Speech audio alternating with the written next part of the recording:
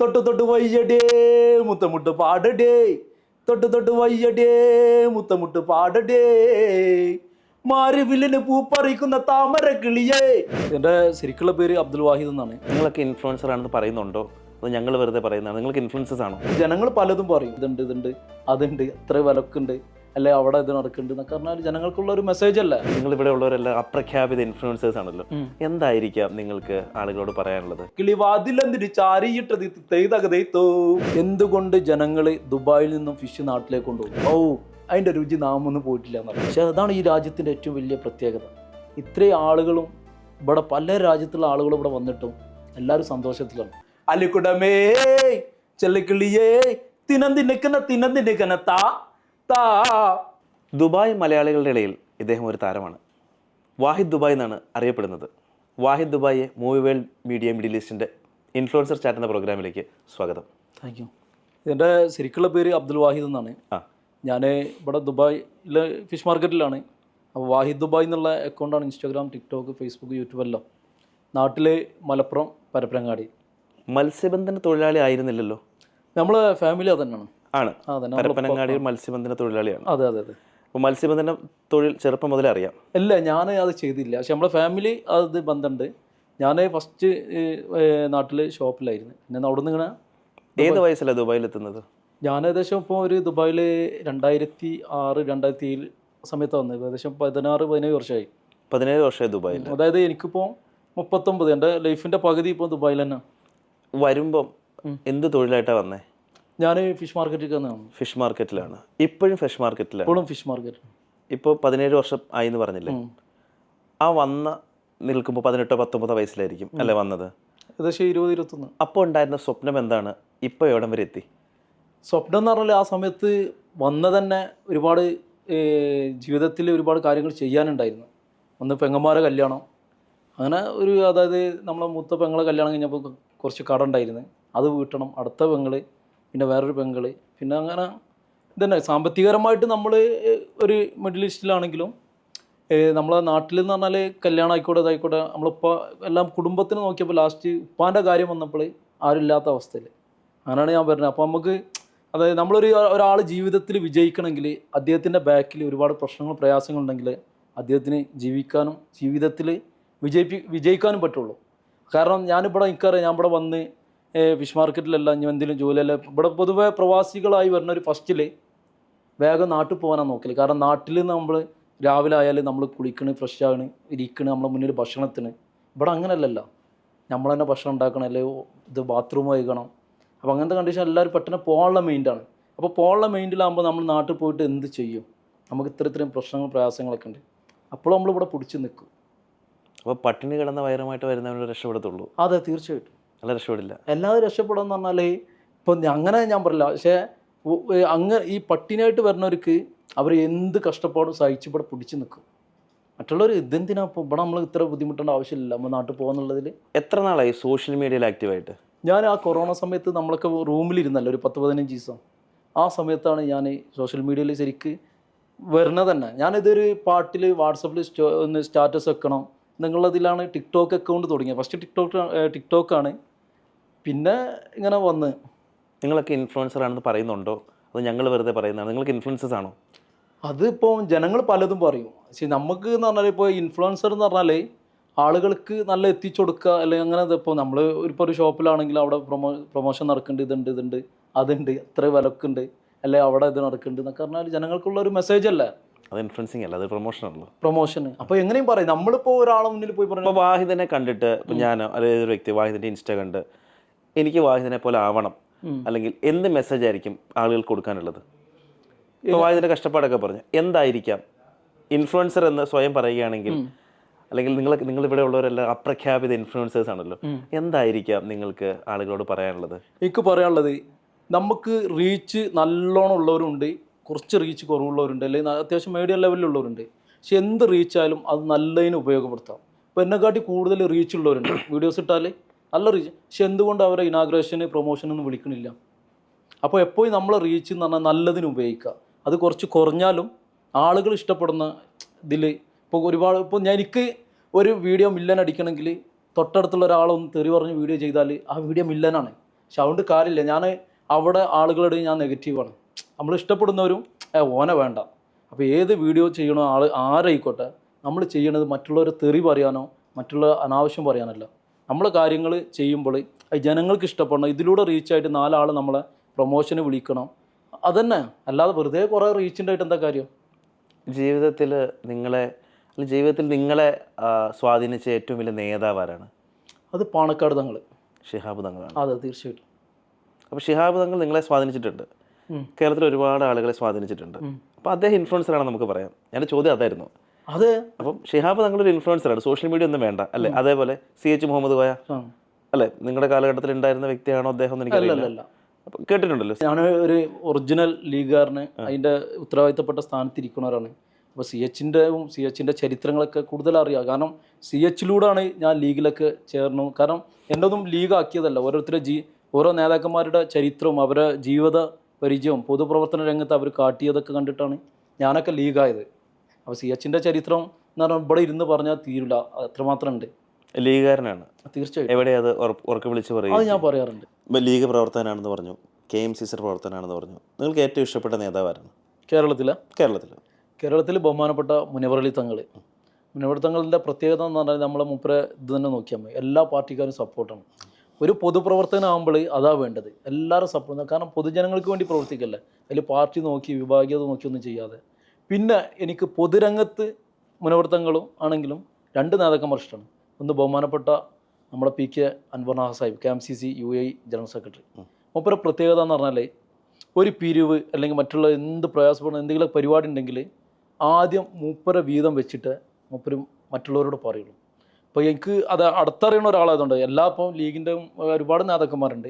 പക്ഷെ എന്നാലും ഞാൻ സാഹിബിൻ്റെ പേരെടുത്ത് പറയാൻ കാരണം എനിക്ക് അനുഭവം ഉണ്ടായിരുന്നു. 2-3 പരിപാടിയിൽ മൂപ്പര് എന്ത് പരിപാടി ആയിക്കോട്ടെ ആദ്യം മൂപ്പരെ വീതം വെച്ചിട്ട് മൂപ്പര് മറ്റുള്ളവരോട് പറയുള്ളൂ. അങ്ങനെ അപൂർവമാണ് അങ്ങനത്തെ ആളുകൾ പൊതുപ്രവർത്തന രംഗത്ത്. ഇപ്പോൾ കുറേ ആളുകൾ ചെയ്യുന്നുണ്ട് എല്ലാം മറ്റുള്ളവർ. പക്ഷേ നമ്മളെപ്പോഴും മാതൃക ആകണം. അൻവർ ഖാനെ നമുക്ക് മാതൃകയാക്കാൻ പറ്റിയ ഒരാളാണ്. കാരണം മൂപ്പര് അങ്ങനെ ചെയ്തുകൊണ്ട് എല്ലാ വിഷയത്തിലും. ഈ മതത്തിൻ്റെ പേരിൽ രാഷ്ട്രീയം പറഞ്ഞാൽ ആളുകളെ അത് സ്പ്ലിറ്റ് ചെയ്യല്ലേ ചെയ്യുന്നത്? മതത്തിൻ്റെ പേരിൽ രാഷ്ട്രീയ പ്രവർത്തനം ഇല്ലല്ലോ. നമ്മൾ പേരല്ല നോക്കണ്ടേ, ഓരോ പ്രവൃത്തിയാണ് നോക്കണ്ടേ. ഇപ്പം നിങ്ങൾ ഉദ്ദേശിച്ചത് ലീഗ്, മുസ്ലിം ലീഗിൻ്റെ ആ പേരല്ലേ? മുസ്ലിം ലീഗ് എന്നുള്ള പേരല്ലാതെ മുസ്ലിം ലീഗിൻ്റെ ഇത്ര കാലഘട്ടത്തെ പ്രവർത്തന ശൈലി ഏറ്റവും കൂടുതൽ ഇപ്പം ബൈത്തുറഹ്മ കൊടുത്തെങ്കിൽ 10,000-ൽ പരം ബൈത്തുറഹ്മ കൊടുത്തെങ്കിൽ അതിൽ ഒരു മതത്തിൻ്റെ പേരിൽ ഒരാളെയും മാറ്റിയിരുത്തില്ല. അവകാശപ്പെട്ടവർക്ക് അർഹതപ്പെട്ടവർക്ക് അത് കൊടുത്തിട്ടുണ്ട്. അതുതന്നെയാണ് ലീഗിൻ്റെ പ്രവർത്തനം. ഇന്ന് കേരളത്തിൽ നമുക്കറിയാം, ഏത് മണ്ഡലങ്ങളെടുത്താലും ലീഗിന് മുസ്ലിങ്ങളല്ല മറ്റുള്ള മതവിഭാഗക്കാരൊക്കെ ഇഷ്ടപ്പെട്ടു തുടങ്ങുന്നുണ്ട്. അവർ വോട്ട് ചെയ്യുന്നുണ്ട്. എന്താണ്, ലീഗ് മതത്തിൻ്റെ പേരിലോ ജാതിയുടെ പേരിലോ മാറ്റി നിർത്താതെ എല്ലാവരും ചേർത്ത് നിർത്തണ പാർട്ടി കൂടിയാണ്. നിങ്ങൾ പറഞ്ഞുകൊണ്ട് ഞാനൊന്ന് ഇത്ര വിശദീകരിച്ചു. അപ്പോൾ പേരിലല്ല, നമ്മളെ പ്രവൃത്തിയിലാണ്. ഇപ്പോൾ ഒരാൾ മുഹമ്മദ് എന്ന് പേരുണ്ട്, 5 നേരം നമസ്കരിക്കാതെ കള്ളം കുടിച്ച് നടന്നിട്ട് പേരിലെന്താ കാര്യം? നമ്മളെ പേരിലല്ല കാര്യം, നമ്മളെ പ്രവൃത്തിയിലാണ്. എന്തൊക്കെ സാമൂഹ്യ പ്രവർത്തനമാണ് വാഹിദ് ഇവിടെ ചെയ്യുന്നത്? സാമൂഹ്യ പ്രവർത്തനം എന്ന് പറഞ്ഞാൽ നമ്മൾ KMCCയിലൂടെ കൂട്ടായ്മയിൽ ഒരുപാട് ഇന്നേ വരെ ഞാൻ അതിൻ്റെ ഒരു വീഡിയോ ഞാനിപ്പോൾ ഏകദേശം 2100 ചില്ലറ വീഡിയോ പോസ്റ്റ് ചെയ്തിന്. അതിലൊരു വീഡിയോ ഇന്ന ആൾക്ക് ഇന്നത് കൊടുത്ത് ഇന്ന ആളെ സഹായിച്ച് അത് ഞാൻ കാണിച്ചിട്ടില്ല. കാരണം നമ്മളൊക്കെ നെയ്യത്ത് എന്ന് പറഞ്ഞാൽ ഈ KMCCൻ്റെ പ്രവർത്തകർ സ്വയം അർപ്പിതരാണ്. മറ്റുള്ളവർക്ക് വേണ്ടി നമ്മൾ ചെയ്യണ എന്ത് കാര്യമായാലും അതിൻ്റെ പ്രതിഫലം തരുന്നത് പഠിച്ചവനാണ്. അപ്പോൾ ഞാൻ ഇന്നേ വരെ ഒരു ചാരിറ്റി വീഡിയോ ഒന്നും എൻ്റെ അക്കൗണ്ടിൽ പോസ്റ്റ് ചെയ്തില്ല, ഇനി ചെയ്യൂല്ല. എന്നെ അറിയണവർക്ക് അറിയാം. ഇപ്പോൾ പുറത്തുനിന്ന് ഒരു തൊഴിൽ അന്വേഷിച്ച് വരുന്ന ആൾ, ഭക്ഷണം കിട്ടാതെ അങ്ങനെയുള്ളവരെയൊക്കെ ഒരു സഹായിക്കാനുള്ള മനസ്ഥിതി കാണിക്കാറുണ്ടോ? അത് ചെയ്യലുണ്ട്. അപ്പം എപ്പോഴും നിങ്ങളുടെ കയ്യിൽ അത്രയും പണം ആവശ്യം വരില്ല. അപ്പം മറ്റുള്ളവരോട് ചോദിക്കാൻ വേണ്ടി വീഡിയോ ചെയ്യാറുണ്ടോ? വീഡിയോ ചെയ്യേണ്ട ആവശ്യമില്ല. അപ്പോൾ മാർക്കറ്റിൽ തന്നെ ഒരുപാട് പേര് ഇങ്ങനെ വിസിറ്റിംഗ് ഓവറായവരുണ്ടാവും, അല്ലെങ്കിൽ നാട്ടിൽ പോകാൻ ടിക്കറ്റ് ഇല്ലാത്തവരുണ്ടാവും. മാർക്കറ്റിൽ വരും, ഒരുപാട് പേര് വരും. അപ്പോൾ മാർക്കറ്റിൽ വന്ന വാഹിദുണ്ട്, അവൻ്റെ അടുത്ത് പോയിക്കൊന്നവർ ഞാൻ എന്ത് ചെയ്യും, ആദ്യം എൻ്റെ ഒരു വീതം മൂപ്പരെ കൈക്ക് കൊടുക്കും. എന്നിട്ട് മൂപ്പരെയും കൂട്ടി ഒന്ന് കറങ്ങും. ആ ഒരു കറക്കിൽ ഒരു 1000, 1500, 2000 അങ്ങനെ കിട്ടും. മൂപ്പർക്ക് ടിക്കറ്റിന് പൈസയായി, നാട്ടിലുള്ള പർച്ചേസിങ്ങിനായി. ഇതൊന്നും നമ്മൾ പറയില്ല. മാർക്കറ്റിലെത്തുന്ന മലയാളികൾ മാത്രമാണോ അവർക്കൊരു അത്താണിയാണ് വാഹിദ് എന്നാണ് വാഹിദ് പറയുന്നത്? അതല്ല, മാർക്കറ്റിൽ നിന്ന് നമ്മളെ ഇങ്ങനെ വരുന്ന ബുദ്ധിമുട്ടുന്നവരെ മലയാളികൾ മാത്രമല്ല, മാർക്കറ്റിലുള്ള പാകിസ്ഥാനി എല്ലാവരും അവർ ഭയങ്കര സംഭവമാണ്. എന്ത് പറഞ്ഞാലും അവർ മുൻപന്തിയിലുണ്ടാവും പാകിസ്ഥാനികൾ. നമ്മൾ പോയി ചെന്നാൽ എല്ലാത്തിനും അതിന് ആ കാര്യത്തിൽ ഭയങ്കര ഇതാണ്. അവർ പാകിസ്ഥാനി ഫുൾ സപ്പോർട്ടാണ്. നമ്മൾ നാട്ടിൽ ഇരുന്നിട്ട് ഇന്ത്യ പാകിസ്ഥാൻ ക്രിക്കറ്റ് കാണുമ്പോൾ അല്ല, ദുബായിൽ വരുമ്പം പാകിസ്ഥാനിയും ബംഗ്ലാദേശും കഷ്ടപ്പെടുന്ന ഒരാളുണ്ടെങ്കിൽ അവരെ സഹായിക്കാൻ നമ്മൾ ചെന്നാൽ മുൻപന്തിയിലുണ്ടാവും. അവർ കൊടുത്തിട്ട് അടുത്ത ആളോട് പറയും ദിയോ ഉസ്കോ ദിയോ എന്ന് പറയും. കൂടുതലും പ്രൊമോഷൻ വീഡിയോസാണ് ചെയ്യുന്നത്. വരുമാനമുണ്ടോ? അതുകൊണ്ടല്ല ചെയ്യണേ. ഉണ്ട്. അതെ. ഈ ദേര ലോകത്തിലെ ഏറ്റവും വലിയ മത്സ്യ മാർക്കറ്റാണ് ദുബായിലെ മാർക്കറ്റ് എന്നൊക്കെ കേട്ടിട്ടുണ്ട്. Waterfront market. Waterfront market ഒന്ന് പറയൂ. പ്രേക്ഷകർ ഇപ്പോൾ നാട്ടിലൊക്കെ മലയാളികൾ ഒരുപാട് പേര് ചാനൽ കാണുന്നുണ്ട്. അപ്പോൾ അവർക്ക് എങ്ങനെയാണ് ദേര ഫിഷ് മാർക്കറ്റ് എന്ന് പറഞ്ഞു കൊടുക്കുക? ദേര ഫിഷ് മാർക്കറ്റ് എന്ന് പറഞ്ഞാൽ ഒന്ന് ഏതൊരു ഫിഷ് മാർക്കറ്റ് ആയിക്കോട്ടെ, ബസ് സ്റ്റാൻഡ് ആയിക്കോട്ടെ, അവിടെ വേണ്ടത് വൃത്തിയാണ്. ആ കാര്യത്തിൽ നമ്മൾ ഇവിടെ കയറിയ പാലസാന്ന് വിചാരിക്കും ഫിഷ് മാർക്കറ്റ്. ഇപ്പോൾ ഞാനിപ്പോൾ നാട്ടിൽ പോയിട്ട് തിരൂർ മാർക്കറ്റും അവിടെയൊക്കെ ശരിക്കും മൂക്ക് കുത്തി പോകേണ്ട അവസ്ഥയാണ്. അപ്പോൾ നമ്മളെ ജനപ്രതിനിധികൾ ആദ്യം മനസ്സിലാക്കേണ്ടത് മത്സ്യ മാർക്കറ്റ് ആയിക്കോട്ടെ, മറ്റുള്ള ബസ് സ്റ്റാൻഡുകളായിക്കോട്ടെ, ഇതിലൂടെ നല്ല വൃത്തി ഉണ്ടെങ്കിൽ ആ നാടും നാട്ടുകാരും രക്ഷപ്പെടും. കാരണം ഏറ്റവും കൂടുതൽ കൊതുക് ഇതൊക്കെ ഇപ്പം മഴക്കാലമാണ്, ഒരുപാട് അസുഖങ്ങളൊക്കെ കാരണം വൃത്തിയില്ലായ്മ തന്നെയാണ്. അപ്പോൾ ഇത്രയും ഇവിടെ എന്ന് പറഞ്ഞാൽ ഏകദേശം എല്ലാ രാജ്യത്തിലും ഫിഷ് വരുന്നുണ്ട്. ഇത്രയും ഫിഷ് രാത്രി 9 മണി മുതൽ 6 മണി വരെ ദുബായ് ഫിഷ് മാർക്കറ്റിൽ ഫിഷ് വന്നുകൊണ്ടിരിക്കുകയാണ്. ഇതൊക്കെ ജഗബൊക ഏത് ഇന്ത്യ ഭാഗ്യം എല്ലായിടത്തും ഒമാൻ ഇതൊക്കെ വന്നാൽ ഇത്രയും വണ്ടികൾ വന്നാൽ രാവിലെ 8 മണിയാകുമ്പോഴത്തേനും മാർക്കറ്റിൻ്റെ ഫുൾ സൈഡ് ക്ലീനാണ്, ഒരു കച്ചറ പോലും ഉണ്ടാവില്ല. അതാണ് ഇവിടുത്തെ മുനിസിപ്പാലിറ്റി ചെയ്തത്. നമ്മുടെ നാട്ടിലെ പോലെ മറ്റേ വിഷം അടിച്ച് വെക്കുന്ന പരിപാടിയൊന്നുമില്ല. ഇല്ല ഫ്രഷ്. പിന്നെ മുനിസിപ്പാലിറ്റിൻ്റെ ആളുകളായിക്കോട്ടെ ഡെയിലി ചെക്കിംഗ് ആണ്. ഫിഷ് മോശമാണെങ്കിൽ അവർ കൊണ്ടുപോകും, ഫൈൻ ചെയ്തും. അങ്ങനെയൊക്കെ അതൊക്കെ നമ്മുടെ നാട്ടിലും വേണം. കാരണം നമ്മളെ രാജ്യത്തിൻ്റെ സമ്പത്ത് എന്ന് പറഞ്ഞാൽ ആരോഗ്യമുള്ള യുവത്താണ്. അവർക്ക് വേണ്ടി എന്ന് പറഞ്ഞാൽ നല്ല ഹെൽത്തിയായ ഫുഡുകളാണ്. ഇതിൻ്റെ കെമിക്കലൊക്കെ ഇപ്പോൾ നാട്ടിൽ തന്നെ ഈ ടൂണയിലൊക്കെയാണ് ഏറ്റവും കൂടുതൽ നാട്ടിൽ ഇതേ പ്രശ്നം വരുന്നത്. അതൊക്കെ നമ്മളെ ഹെൽത്ത് ആളുകൾ ശ്രദ്ധിക്കേണ്ട വിഷയമാണ്, ആരോഗ്യവകുപ്പൊക്കെ. വായുതൊരു ഔട്ട് സ്പോക്കൺ ആണെന്ന് പറഞ്ഞാൽ എങ്ങനെ വിചാരിക്കും? എങ്ങനെ ഓവറായിട്ട് സംസാരിക്കുമോ, അല്ലെങ്കിൽ എല്ലാത്തിലും കയറി ഇടപെടും, അല്ലെങ്കിൽ എല്ലാം വള്ളിയൊക്കെ കയറി പിടിക്കും എന്നൊക്കെ പറഞ്ഞാൽ? അതുണ്ടാവില്ലേ, വേണ്ടതും വേണ്ടാത്തയിടത്തൊക്കെ പോയി ഇടപെടും, അതിൽ ചിലപ്പോൾ എയറിൽ പോവും. ഇതൊക്കെ തന്നെയാണ്. പക്ഷെ നമ്മൾ സംസാരിക്കണം, നമ്മൾ ഉണ്ടാക്കരുത്. എല്ലാ വിഷയത്തിനും നമുക്ക് അറിയണ ലെവൽ സംസാരിക്കണം. ചിലവരും അറിയാം മാർക്കറ്റുള്ള തന്നെയാണ്. പക്ഷെ എനിക്ക് ഏറ്റവും കൂടുതൽ സന്തോഷം എന്ന് പറഞ്ഞാൽ ഒരു ഫിഷ് മാർക്കറ്റുള്ള ഒരാളാണ് ഇന്ന് ഈ ലെവലിൽ എത്തിയെങ്കിൽ. കാരണം എല്ലാവർക്കും ഇത് ഭയങ്കര, ചില ആളുകൾ ധാരണ നമുക്ക് പറ്റൂല എന്ന്. അപ്പോൾ എൻ്റെ കുറേ ആളുകൾ വീഡിയോസ് കാണുന്നവരുണ്ട്. ഇത് അവരോടൊക്കെ പറയാം, നമ്മൾ പലരും മാറ്റി നിർത്താൻ നോക്കും. നമ്മൾ മാറി നിൽക്കണവരല്ല, നമ്മൾ മുന്നോട്ട് വരണം. നാളെ ഈ മാറ്റി നിർത്താൻ വിചാരിച്ചവർ നമ്മളെ വിളിക്കും. എനിക്ക് അനുഭവം ഉണ്ടായിരുന്നു. ഞാൻ ഫസ്റ്റിലൊരു ഇനാഗ്രേഷന് പോയപ്പം ആ ഷോപ്പിൻ്റെ ആൾക്ക് വിളിച്ച് പറയാണ്, എനിക്ക് വേറെ ആരും കിട്ടില്ല, ആ മീൻകാരനെ കിട്ടിയില്ലെന്ന്. അപ്പോൾ എന്നോട് പറഞ്ഞ് ആ ഷോപ്പിൻ്റെ ഓണർ പറഞ്ഞു, ഇത് ഇങ്ങനെയൊക്കെ ഉണ്ടായെന്ന് വെച്ചത്. ഞാൻ പറഞ്ഞു എനിക്ക് അതിലൊരു പ്രശ്നമില്ല, നിശ്ചാത നാളെ അദ്ദേഹത്തിൻ്റെ സ്ഥാപനത്തിന് വേണ്ടി എൻ്റെ പ്രൊമോഷന് വിളിക്കുന്ന പറഞ്ഞു. അയാൾ വിളിച്ച് പ്രൊമോഷൻ ചെയ്തു. അത് നമ്മൾ തളർത്താൻ നോക്കിയവരെ മുന്നിൽ നമ്മൾ തളരാൻ പാടില്ല. ശരിയല്ല? ഉറപ്പായിട്ടും. ഈ ഇപ്പോൾ കൊറോണയ്ക്ക് ശേഷവും കൊറോണ കഴിഞ്ഞും നമ്മൾ മറ്റേ BCAC എന്നൊക്കെ പറയുമ്പോൾ എന്തൊക്കെ മാറ്റമാണ് വായുവിൻ്റെ ജീവിതത്തിൽ വന്നത്? കൊറോണ ഒരുപാട് ആളുകൾക്ക് ദോഷം ഉണ്ടായിട്ടുണ്ട്, ഒരുപാട് ആളുകൾക്ക് ഗുണം ഉണ്ടായിട്ടുണ്ട്. ഈ കൊറോണ സമയത്താണ് എൻ്റെ പോലുള്ള ആളുകളൊക്കെ സോഷ്യൽ മീഡിയ വരികയും ഇതിലൂടെ ഒരുപാട് ആളുകൾക്ക് നമ്മളെ കൊണ്ട് ചെയ്യാൻ പറ്റണോ, പിന്നെ നമ്മളെ കൊണ്ട് ചെയ്യാൻ ഒരു വ്യക്തിക്ക് ചെയ്യണേക്കാട്ടിലുപരി ഒരു കൂട്ടായ്മയിലൂടെ ചെയ്യാൻ പറ്റണം, KMCCയിലൂടെ. അല്ല, ഞാൻ വാഹിദിൻ്റെ ജീവിതത്തിൽ വന്ന മാറ്റങ്ങൾ. എൻ്റെ ജീവിതത്തിൽ കൊറോണയുടെ ശേഷം വന്നപ്പോൾ 4 ആളെ അറിയാൻ തുടങ്ങി. കൊറോണയ്ക്ക് മുമ്പ് എത്രത്തിലായിരുന്നു ബിസിനസ് ചെയ്തുകൊണ്ടിരുന്നത് ഇവിടെ? ബിസിനസിൻ്റെ കാര്യത്തിൽ കൊറോണയ്ക്ക് മുമ്പ് സ്വന്തം ബിസിനസ് ആയിരുന്നോ, ഒരാളുടെ കടയിൽ നിൽക്കുമായിരുന്നോ? അല്ല, ഞാൻ ദുബായിൽ വന്ന മുതലേ സ്വന്തം ബിസിനസ്. അതായത് ആ നേരെ കാണുന്ന ഒരു ഏരിയ നിങ്ങൾ ഹയറിന് എടുക്കുകയാണ് മുനിസിപ്പാലിറ്റി അല്ലേ? അല്ല, ഇത് തറവാടക പോലെ അല്ലേ? അല്ല, നമുക്ക് സ്പോൺസർ ഉണ്ട്. ഇപ്പോൾ എനിക്ക് 2 സ്പോൺസറാണ്, 2 ഷോപ്പുണ്ട്. അപ്പോൾ അവർ നിയമപ്രകാരം അവരെ പണിക്കാരാണ് നമ്മൾ. പക്ഷെ നമ്മൾ ചെയ്യണ നമ്മൾ സ്വന്തം ബിസിനസ്സാണ്. ഓക്കെ. അപ്പോൾ അവർക്കൊരു ഇത് അറിയില്ല, ഇത് ചോദിക്കുന്നത് നമ്മുടെ നാട്ടിലെ ആളുകൾക്ക് അറിയില്ല ഇവിടുത്തെ ബിസിനസ് എങ്ങനെയാണെന്നുള്ളത്. നമ്മുടെ നാട്ടിലൊരു ടേബിൾ വെക്കാൻ മുനിസിപ്പാലിറ്റി സ്ഥലം കൊടുക്കും, അങ്ങനെയല്ലേ? അല്ല, ഇത് നമുക്ക് ഇപ്പോൾ എൻ്റെ ഷോപ്പ് മുഹമ്മദ് അബ്ദുറഹ്മാൻ, C ബ്ലോക്കിൽ 138. അതെ അതെ. പിന്നെ മത്സ്യം മേടിക്കാറുണ്ട്, കുറച്ചൊക്കെ തരും ഇതിന്റെ പേര് പറഞ്ഞാൽ. അപ്പോൾ അതിന്റെ 2 സ്പോൺസർമാരാണ് ആ പേര്. നമ്മളെ അർബാബ്. അപ്പോൾ ഒരു ഏരിയ തന്നെ കുറച്ച് നീളത്തിലാണ് നിങ്ങളുടെ ഇരിക്കുന്നത്. അതെ അതെ, കോർണറിലാണ് നമ്മൾ ഷോപ്പ് എടുക്കുന്നത്. പിന്നെ നിങ്ങൾ ചോദിച്ചല്ലോ ഇവിടുത്തെ ഫിഷും നാട്ടിൽ എന്തൊക്കെയാണ് പറയാനുള്ളത്, എന്തുകൊണ്ട് ജനങ്ങൾ ദുബായിൽ നിന്നും ഫിഷ് നാട്ടിലേക്ക് കൊണ്ടുപോകും? അതെ, നിങ്ങളിപ്പോൾ കഴിഞ്ഞ ദിവസം ഒരു വീഡിയോയിൽ ഇദ്ദേഹം വീട്ടിൽ ഉമ്മാടെ കൂടെ ഫിഷ് ഒരുക്കുന്നത് കണ്ടപ്പോൾ പറയുന്നുണ്ട് ഇവിടുന്ന് ഫിഷ് കൊണ്ടുപോകും. എനിക്കറിയില്ല ഇവിടുന്ന് ആളുകൾ ഫിഷ് കൊണ്ടുപോകുന്ന കാര്യം. ജീവിതത്തിൽ ഒരിക്കലും ദുബായ് മാർക്കറ്റിൽ നിന്ന് ഫിഷ് കൊണ്ടുപോയാൽ പിന്നെ എന്നും ഇവിടുന്ന് കൊണ്ടുപോയി കഴിക്കണം എന്നുള്ള ആഗ്രഹം വരും. അതൊന്നെന്ന് പറഞ്ഞാൽ ഇവിടുത്തെ ഫിഷിൻ്റെ ഫ്രഷ്, രണ്ടാമതെന്ന് പറഞ്ഞാൽ ഇവിടെ കെമിക്കൽ ഉപയോഗിക്കണോ എന്നുള്ള മുനിസിപ്പാലിറ്റിൻ്റെ ചെക്കിങ്. ഇവിടുത്തെ നിയമം അതാണ്. നാട്ടിൽ ഇപ്പോൾ കുറേ ആളുകൾ ഫിഷ് കൊണ്ടുപോകുമ്പോൾ ആ വീഡിയോസിൽ എനിക്ക് വേറെ പണിയില്ല, നാട്ടിൽ ഫിഷ് ഇല്ലാഞ്ഞിട്ടാണെന്നൊക്കെ. പക്ഷെ എനിക്ക് ഏറ്റവും കൂടുതൽ സന്തോഷം ഉണ്ടായത്, ഞാൻ നാട്ടിൽ ഫിഷ് കൊണ്ടുപോയപ്പോൾ നമ്മൾ അയൽവാസികൾക്കൊക്കെ കൊടുത്ത്, ഇതിൻ്റെ മുന്നേ ഞാൻ കുറേ സാധനങ്ങൾ സോപ്പ് ഇതൊക്കെ കൊടുത്തിട്ട് ഇപ്പോഴും അവർ വിളിച്ചാൽ പറയും, വാഹിദ് അന്ന് തന്ന ഫിഷിൻ്റെ ഉണ്ടല്ലോ, അതിൻ്റെ രുചി നാമൊന്നും പോയിട്ടില്ല എന്ന് പറയും. എന്ത് ഫിഷാണ് കൊണ്ടുപോവുക? ഞാനെല്ലാം മീൻ, അതായത് ഇവിടുത്തെ സീസൺ ഫിഷ് കൊണ്ടുപോകണം, നെയ്യുള്ള സമയത്തുള്ള മീൻ. ഈ തെക്കുവ എന്ന് പറഞ്ഞൊരു മീനുണ്ട്. തെക്കുവാണ്ടൊക്കെ ബിരിയാണി വെച്ചാണ്ടല്ലോ ഒരു കേട്ടിട്ട് പോലും ഏത് മീനാണെന്ന് ആ അറിയില്ല. തെക്കുവ, പിന്നെ അമൂർ, ദുബായിൻ്റെ അമൂർ ഇവിടെ ഉണ്ട്. പിന്നെ അതേപോലെ നമ്മൾ കൊണ്ടുപോയി നല്ല അടിപൊളി ചനാത്ത് ഉണ്ടാവും. ചനാത്ത്. പിന്നെ ആ ചനാത്ത് എന്ന് പറഞ്ഞാൽ നമ്മുടെ നാട്ടിലത്തെ അയക്കൂറല്ലേ വലിയ പരിപാടി കഴിഞ്ഞിട്ട് ഇവിടുത്തെ മീനുകളെ കുറിച്ച് പറഞ്ഞു.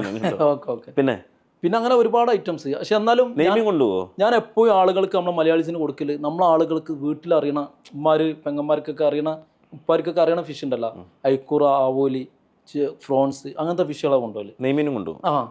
അപ്പോൾ അവർക്ക് പെട്ടെന്ന് മനസ്സിലാവും നാട്ടിലത്തെ മീനിൻ്റെ ടേസ്റ്റും ഇവിടുത്തെ മീനിൻ്റെ ടേസ്റ്റും. ഇവിടുന്ന് കൊണ്ടുപോയാൽ പിന്നെ വീണ്ടും വീണ്ടും വീണ്ടും ഇപ്പം കുറേ ആളുകൾ സീബ്രീം കൊണ്ടുപോകും. അതും തുർക്കിൻ്റെ. ഇപ്പം കൊറോണയ്ക്ക് മുമ്പും ഈ 2 സ്പോൺസർമാർ ഇത്രയും തന്നെ ബിസിനസ് ഉണ്ടായിരുന്നു. കൊറോണയ്ക്ക് ശേഷം ബിസിനസ് അധികരിപ്പിക്കുക എന്തെങ്കിലും ചെയ്തോ? ബിസിനസ് ഓൾറെഡി തന്നെയാണ്. ഫസ്റ്റിൽ നമ്മൾ ഫയർ മാർക്കറ്റിൽ ഹോൾസെയിൽ വെച്ചുകൊടുക്കാറാണ്. ഒരു രാവിലെ ഒരു പുലർച്ചെ 2 മണിക്ക് പോയാൽ ഒരു രാവിലെ 8 മണി 9 മണി 10 മണിക്ക് കഴിയും. പക്ഷേ അന്ന് അവിടെ കച്ചവടക്കാർ കുറവാണ്. അന്ന് വരുന്ന ഈ സൂപ്പർ മാർക്കറ്റ് ആയിക്കോട്ടെ, ഹൈപ്പർ മാർക്കറ്റ് ആയിക്കോട്ടെ, അതേപോലെ മറ്റുള്ള ഫിഷിൻ്റെ കച്ചവട സ്ഥാപനങ്ങളായിക്കോട്ടെ, ഒക്കെ നമ്മളെടുത്ത് നിന്നൊക്കെ മീൻ എടുക്കില്ലേ. ഇന്നെന്ന് പറഞ്ഞാൽ അവിടെ അമ്മാലി എടുത്ത പാകിസ്ഥാനികൾ ഇന്നിവിടെ കച്ചവടക്കാരാണ്. നമ്മളൊക്കെ അമ്മാലി എന്ന് പറഞ്ഞാൽ മീൻ കൊണ്ടുവരലും ഇതൊക്കെ പാകിസ്ഥാനികൾ, അവരിന്നിവിടെ കച്ചവടക്കാരാണ്. അപ്പോൾ അവരെ കുടുംബക്കാർ ഇവരൊക്കെയാണ് കച്ചവടം ചെയ്യുന്നത്. അപ്പോൾ അവർക്ക് ഡിസ്കൗണ്ടും കാര്യങ്ങളൊക്കെ ഉണ്ടാകുമ്പോൾ നമുക്ക് അവരെ മുന്നിൽ പിടിച്ച് നിൽക്കാൻ കുറച്ച് പ്രയാസമാണ്. ഇപ്പോൾ പാകിസ്ഥാൻ റിലേറ്റ് ചെയ്തൊരു ഇന്ത്യൻ പാകിസ്ഥാൻ സിനിമയൊക്കെ വന്നായിരുന്നു. നിവിൻ പോളിയുടെ സിനിമ കണ്ടായിരുന്നോ? സിനിമ ഇപ്പോൾ കുറേ ആയിട്ട് കണ്ടിട്ട്. സിനിമ കാണാൻ പോകുന്നില്ല? കാണലുണ്ട്, പക്ഷെ ഇപ്പോൾ കണ്ടിട്ട് കുറേ. ഇപ്പം പറഞ്ഞ 2-3 കഥകളിലും പാകിസ്ഥാനികളെ കുറിച്ച് എടുത്തെടുത്ത് പറയുന്നുണ്ടായിരുന്നു. അപ്പോൾ ഇനിയും വീണ്ടും വീണ്ടും ചോദിക്കുകയാണ്, നിങ്ങൾ വളരെ അറ്റാച്ച്ഡ് ആയിട്ട് അവരുടെ കുടുംബമായിട്ട് അറ്റാച്ച്ഡ് ആയിട്ടാണ് ഇവിടെ വർക്ക് ചെയ്യുന്നത്. അതെ. അപ്പോൾ പിന്നെ നമ്മുടെ നാട്ടിൽ ഉണ്ടാകുന്ന യുദ്ധവും പ്രശ്നങ്ങളൊക്കെ കാണുമ്പോൾ നിങ്ങൾക്ക് എന്താ തോന്നാറില്ല?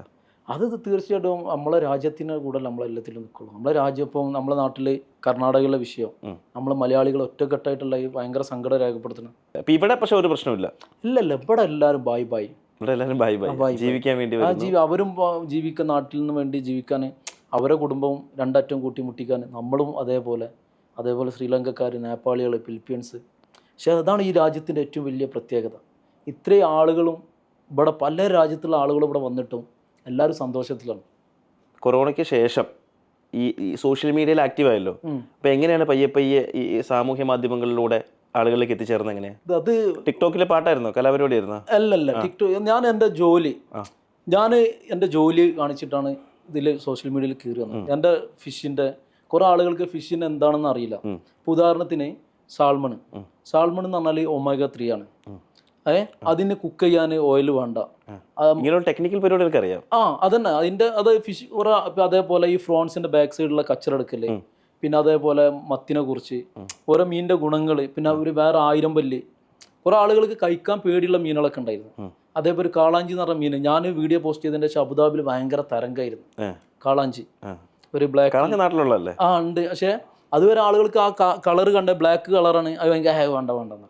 പക്ഷെ അതിൻ്റെ വീഡിയോ ഞാൻ ഒരു ദിവസം ക്ലീൻ ചെയ്ത് കുക്ക് ചെയ്ത് പോസ്റ്റ് ചെയ്തപ്പോൾ ഒരുപാട് ആളുകൾ കൊണ്ടുപോയി. പിന്നെ വീണ്ടും അങ്ങനെ കുറേ മീനുകൾ അതേപോലെ തെക്കുവ അറിയാത്ത മീനുകൾ ഞാൻ ഒരുപാട് ആളുകൾ ചെയ്തു. അപ്പോൾ ഇത് കണ്ടിട്ട് ആളുകൾ തേടി വന്ന് നിങ്ങളെ കണ്ട് മത്സ്യം മേടിക്കാറുണ്ട് നിങ്ങളുടെ അവിടെ നിന്ന്?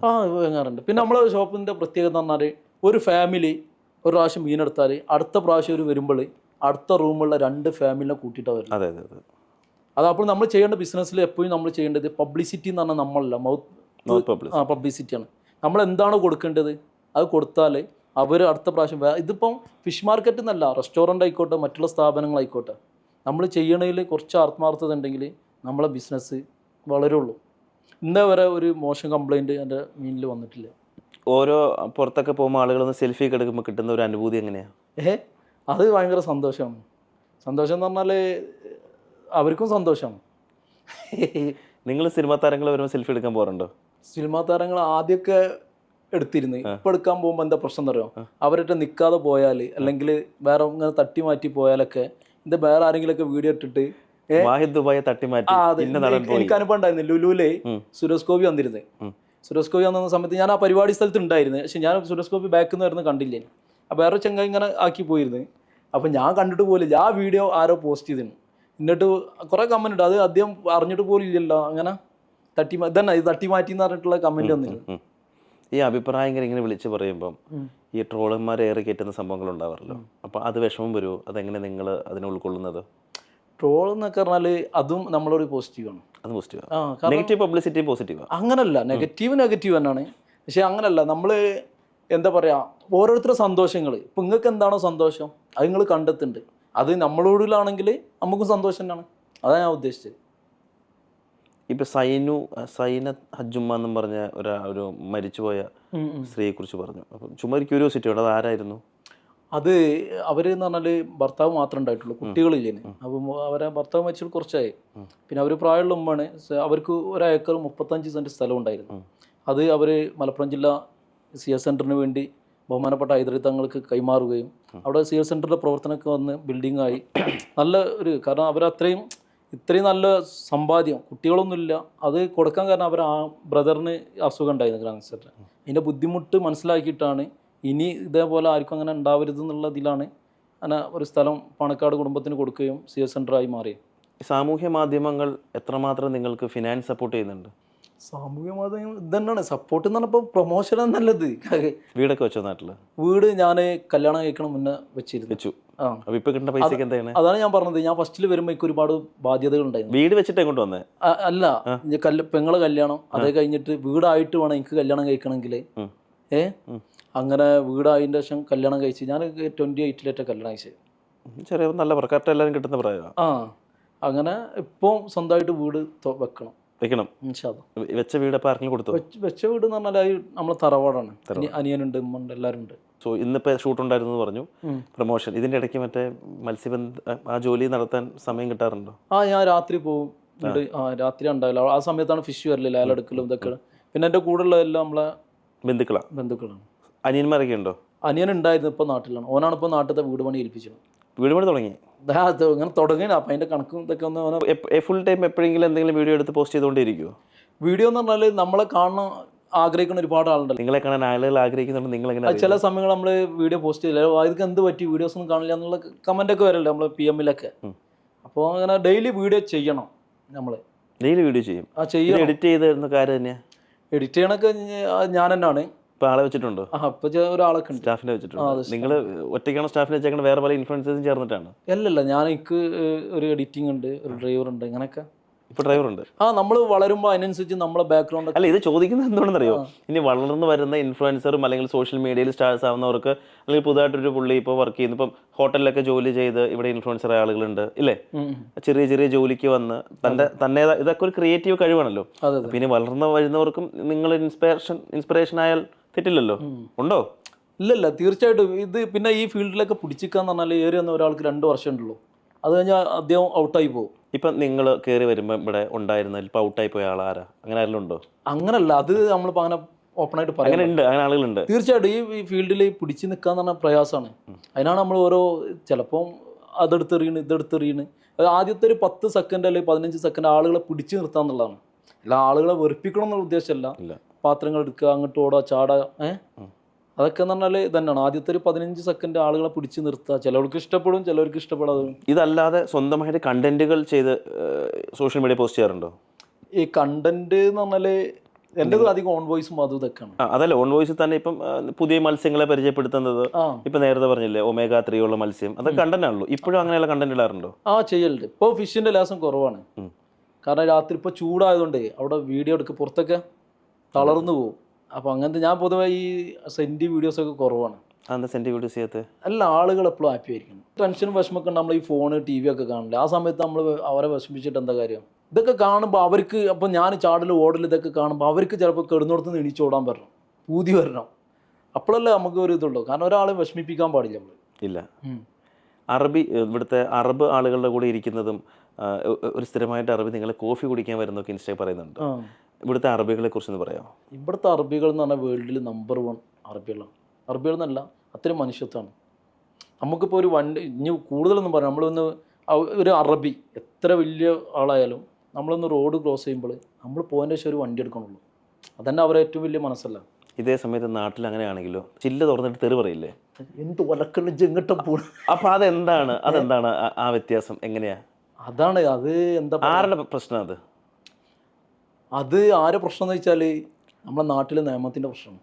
കാരണം ഇവിടെ എന്താണ് എല്ലാവർക്കും ക്ഷമ ഉണ്ട്, നാട്ടിലൊന്നിനും ക്ഷമയില്ല. അല്ല, ക്ഷമയാണോ ഇവിടുത്തെ നിയമങ്ങളോടുള്ള ഭയമാണോ? ഭയം എന്ന് പറഞ്ഞാൽ നമ്മൾ ഇവിടെ പേടിച്ചല്ല ജീവിക്കണം. നമ്മളൊക്കെ ഹാപ്പിയല്ല, എല്ലാവരും ഹാപ്പിയല്ല. നമുക്ക് നമ്മുടെ നാട്ടിൽ വരെ ഇത്ര ഫ്രീഡം ഉണ്ടാവില്ല. നമ്മളിപ്പോൾ ഞാൻ വരുമ്പോൾ എൻ്റെ റൂമിൻ്റെ ഡോറ് ലോക്കല്ല, അല്ല തൊട്ടടുത്ത് വേറെ ടീമൊക്കെ താമസിക്കുന്നുണ്ട്. നാട്ടിൽ നമ്മൾ വീട് പൂട്ടാതെ നമുക്ക് പുറത്തിറങ്ങാൻ പറ്റില്ല. അതെന്താ കാരണം? കള്ളം കയറും. അപ്പോൾ അവിടെ ഭയമാണോ എന്താണ്? അവിടെ മോഷ്ടിച്ചു കഴിഞ്ഞാൽ ഇത്ര നാളെ ശിക്ഷകളിൽ ഇറങ്ങി വരാം. ഇവിടെ അങ്ങനെ അല്ലല്ലോ. ഇവിടെ ഒരാൾ അങ്ങോട്ട് അടക്കൂല. എന്താ കാരണം? ഇവിടുത്തെ നിയമത്തിൻ്റെ പ്രശ്നമാണ്. അതെ. അപ്പോൾ ഭയമല്ല. അല്ലല്ല. പിന്നെ ഭയം എന്ന് പറഞ്ഞാൽ നമ്മൾ പേടിച്ച് ജീവിക്കില്ല. ഇപ്പോൾ ഞാനിപ്പോൾ ഡോറ് പൂട്ടാതെ വരുമ്പോൾ എനിക്ക് പേടിയല്ല, അത് പൂട്ടിയിട്ടില്ലല്ലോ. അതാണ് കാരണം. ഇവിടെ എന്ന് പറഞ്ഞാൽ നിയമമാണ്, അത് ഭയം എന്ന് പറയാൻ പാടില്ല. നമ്മൾ നിയമങ്ങൾ സ്ട്രോങ് ആണ്. അതായത് ഒരു അതിർത്തി കണ്ടാൽ ചവിട്ടും. അതെ. നേരത്തെ ആ അറബിയെക്കുറിച്ച് പറഞ്ഞില്ല, ആ ചായ കുടിച്ച അറബിയെക്കുറിച്ച് പറഞ്ഞില്ല. അറബി ഞാൻ സനാട്ടിൻ്റെ അറബിയാണത്. ഞാൻ 2 ദിവസം കണ്ടില്ലേനെ. അപ്പോൾ ഒരു ദിവസം എനിക്ക് വാട്സപ്പിൽ മൂപ്പൊരു വീഡിയോ. എങ്ങനെ പരിചയപ്പെട്ടുള്ള? നമ്മൾ ഇതന്നെ എൻ്റെ പ്രത്യേകത ഒരു വീഡിയോസ് വിളിച്ചാലേ പിന്നെ എൻ്റെ സ്ഥിരമായിട്ട് വിളിക്കും. ആളുകൾ എപ്പോഴും പറയും അദ്ദേഹത്തിൻ്റെ പ്രൊമോഷന് വേണ്ടി പോയതാണോ? അതെ. ഷോപ്പ് അപ്പോൾ ഞാൻ ഇപ്പോൾ കുറേ ആയി, ഇപ്പോൾ ഏകദേശം 1 വർഷത്തിൻ്റെ മേലായി ഞാൻ എപ്പോഴും അത് ചെയ്തു പോകുന്നു. അപ്പോൾ എൻ്റെ പ്രത്യേകത എന്ന് പറഞ്ഞാൽ ഒരാൾ ഒരു പ്രാവശ്യം പ്രൊമോഷന് വിളിച്ചാൽ അവർ വീണ്ടും വിളിക്കും. ഒന്നെന്ന് പറഞ്ഞാൽ അവർ പറയും ഇതിന് ജാടല്ല, വീഡിയോസിൽ കാണുമ്പോഴല്ല, അങ്ങനെ എന്നൊക്കെ പറയും. എന്തായാലും എനിക്ക് ഏറ്റവും കൂടുതൽ പ്ലസ് പോയിന്റ് അത് തന്നെയാണ്. ജാടയില്ല അങ്ങനല്ല, ഞാൻ പറഞ്ഞപ്പോൾ വിചാരിക്കും ഓനെ SP ആണ്, ഓനെ സ്വന്തം മുഖത്താണ്. അതെന്തായാലും ട്രോള് വരും, കുഴപ്പമില്ല. അപ്പോൾ ഇതന്നെയാണ് ആളുകൾ ഇഷ്ടപ്പെടുന്നുണ്ട്.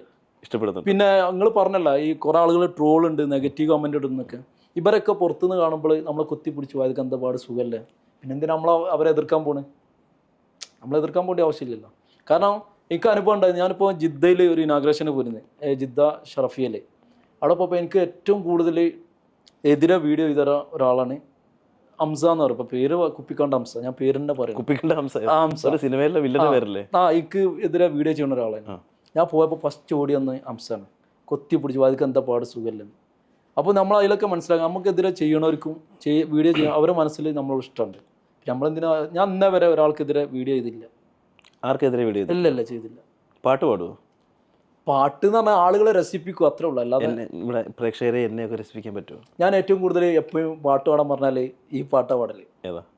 തൊട്ട് വയ്യടേ മുത്തമുട്ട് പാടടേ, തൊട്ട് വയ്യടേ മുത്തമുട്ട് പാടടേ, മാറിവില്ലിന് പൂപ്പറിക്കുന്ന താമര കിളിയേ, കിളിവാതിലെന്തിന് ചാരിയിട്ടത് തെയ്തകതോ അല്ലിക്കുടമേ ചെല്ലക്കിളിയേ തിനന്തിനക്കന താ. ഇതാണ് എപ്പോഴും പാടല്. കലാഭമണിയുടെ ഫാനാണോ? കാരണം എനിക്ക് മണിയേട്ടനെ ഭയങ്കര ഇഷ്ടമാണ്. കണ്ടിട്ടുണ്ടോ? കണ്ടിട്ടില്ല. കാരണം മണിയേട്ടനൊക്കെ എന്ന് പറഞ്ഞാൽ നമ്മളെ പോലെ ഒരു സാധാരണക്കാരനെ മലയാള സിനിമയിൽ ഇത്രയും എത്തിയെങ്കിൽ തീർച്ചയായും ഞാനൊരു മീൻ മാർക്കറ്റിൽ ഒരാളല്ല. നമ്മളെത്ര ഇപ്പം നിങ്ങൾ തന്നെ വിളിച്ചത് അതല്ലേ? അതെ. അപ്പോൾ അതുകൊണ്ടാണ് മണിയേട്ടൻ ഇത്ര ഇഷ്ടം. സിനിമ നടനാവാൻ താല്പര്യമുണ്ടോ? സിനിമ നടനാകാൻ താല്പര്യം. നിങ്ങളുടെ വീഡിയോയിലൊക്കെ അത്യാവശ്യം ഒരു താരമാവാൻ താല്പര്യമുള്ളതായിട്ട് തോന്നുന്നുണ്ട്, അതുകൊണ്ട് ചോദിച്ചാൽ. നമ്മളിപ്പോൾ ഇങ്ങനെ പോകുന്നുണ്ട്, ഇതെന്താ പറയുക, ഇതൊന്നും നമ്മളെ കഴിവല്ല.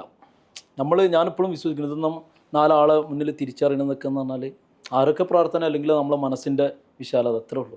സിനിമയിൽ അഭിനയിക്കാൻ താല്പര്യമുണ്ടോ? ഞാൻ അഭിനയിച്ച പടം ഇതുവരെ പുറത്ത് വന്നില്ല. ആണോ? ഞാൻ അതിൻ്റെ ഒരു കുറേ ഇവിടുത്തെ എല്ലാവരും ചെയ്തിരുന്നു, നമ്മളെ സോഷ്യൽ മീഡിയ ആളുകളൊക്കെ ഉണ്ടായിരുന്നതിൽ.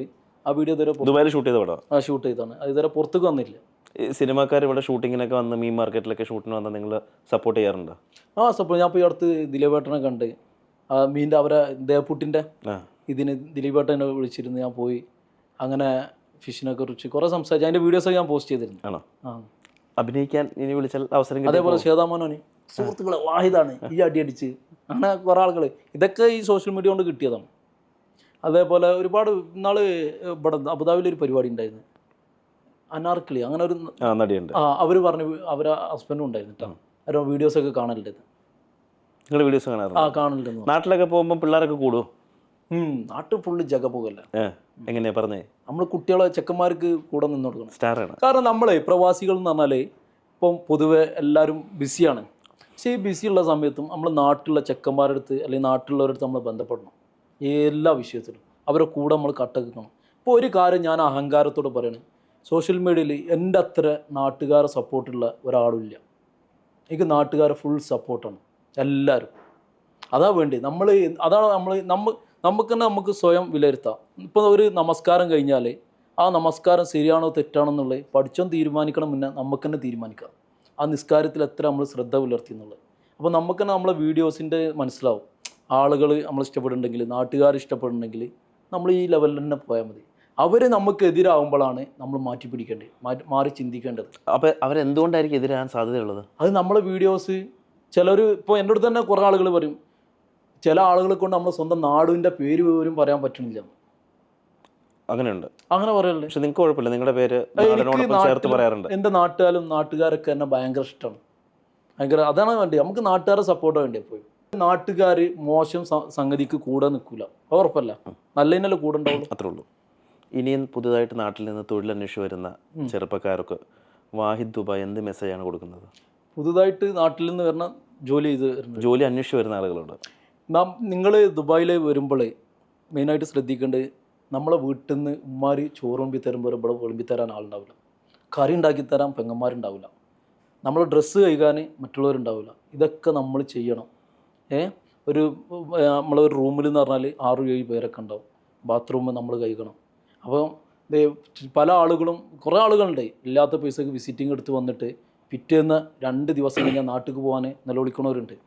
അപ്പോൾ ഇവിടെ എന്ന് പറഞ്ഞാൽ നമ്മളെ നാട്ടിലെ പൈസനെക്കാട്ടിയും ഇവിടുത്തെ പൈസക്ക് മൂല്യമുണ്ട്. അതേപോലെ തന്നെ ഇവിടുത്തെ ചൂട്, തണുപ്പ്, അതേപോലെ ഇതിനൊക്കെ. അപ്പോൾ അതൊക്കെ സഹിക്കാൻ തയ്യാറാണെങ്കിൽ ഇവിടെ കയറി വരാം.